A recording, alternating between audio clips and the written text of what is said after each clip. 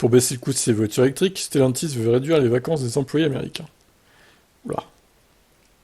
United Auto Workers, un syndicat de travailleurs de l'automobile aux États-Unis, s'insurge devant les nouvelles mesures de réduction des coûts imposées par Stellantis.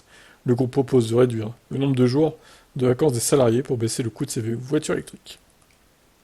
Pour atteindre les 25 000 $, Stellantis pense avoir trouvé la solution: diminuer de la couverture médicale des emplois américains et réduire le nombre de jours de vacances.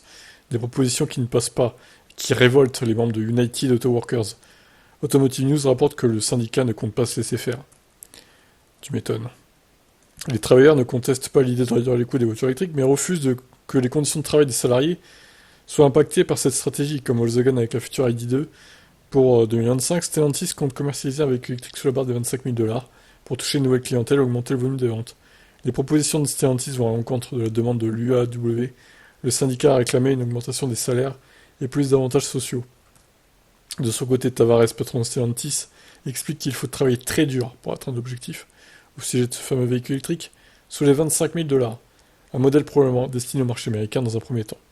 Il précise que nous devons notamment discuter avec nos partenaires syndicaux de la manière dont nous pouvons fabriquer des modèles abordables aux États-Unis, que la classe moyenne peut acheter et qui est durable, parce qu'ils sont rentables.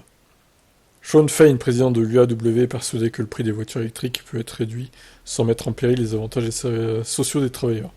Dans un communiqué de presse officiel envoyé à Automotive News, il précise que la transition vers les véhicules électriques ne doit pas être une course vers le bas. Malheureusement, Stellantis adopte une approche de bas étage, ce qui a entraîné la fermeture de plusieurs usines. Actuellement, aux US, le véhicule électrique le plus abordable est la Chevrolet Bolt, vendu 27 000 $.